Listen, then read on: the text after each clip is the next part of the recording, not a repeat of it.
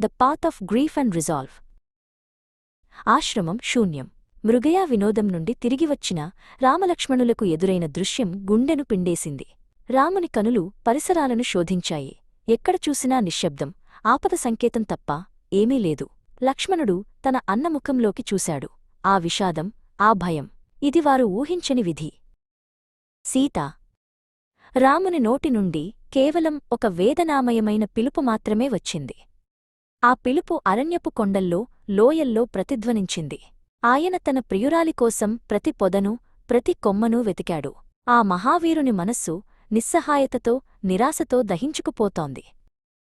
లక్ష్మణుడు తన అన్నను అనుసరించాడు. అతని కళ్ళు మెరుపులా చుట్టూ ఉన్న ప్రమాదాన్ని గమనిస్తున్నాయి. తన అన్న దుఃఖాన్ని చూడటం అతనికి తన సొంత బాధకంటే ఎక్కువ బాధ కలిగించింది. అతను రాముని పక్కన నిలబడి తన బాధ్యతను, తన కఠినమైన సంకల్పాన్ని మర్చిపోలేదు. వారి శోధనలో వారికి తొలి భయంకరమైన ఆధారం కనిపించింది.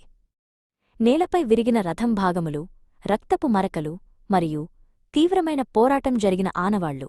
ఇది సాధారణ దొంగల పనికాదు అన్నయ్యా, లక్ష్మణుడు గంభీరంగా అన్నాడు.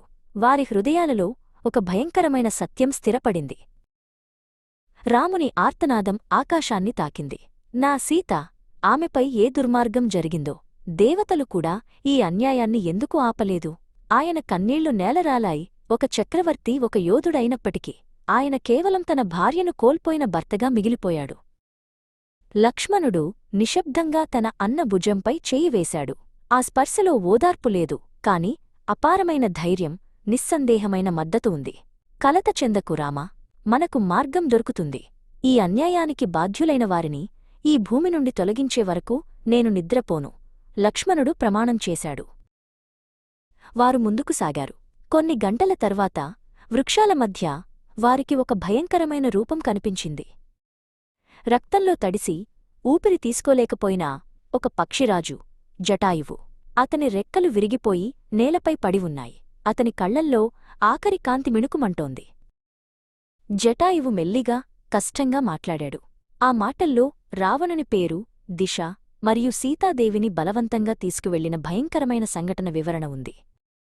ఆ పక్షి తన చివరి శ్వాసలో వారికి సత్యాన్ని అందించింది. రాముడు కోపం, బాధ మరియు కృతజ్ఞతతో జటాయువు శరీరం వైపు చూశాడు. ఈ మహాత్యాగానికి ఆయన కళ్లలో నుండి అశ్రువులు రాలాయి. ఆయన జటాయువుకు అంతిమ సంస్కారాలు నిర్వహించి ఆ పక్షిరాజుకు స్వర్గానికి మార్గం సుగమం చేశాడు. ఆ నిప్పులో వారి దుఃఖం, కోపం పవిత్రమైంది. వారి మార్గం స్పష్టమైంది. దక్షిణం వైపు లంకాధిపతి రావణుని అసాధారణ శక్తివైపు. ఇప్పుడు అది కేవలం అన్వేషణ కాదు, అది పవిత్రమైన ధర్మయుద్ధం.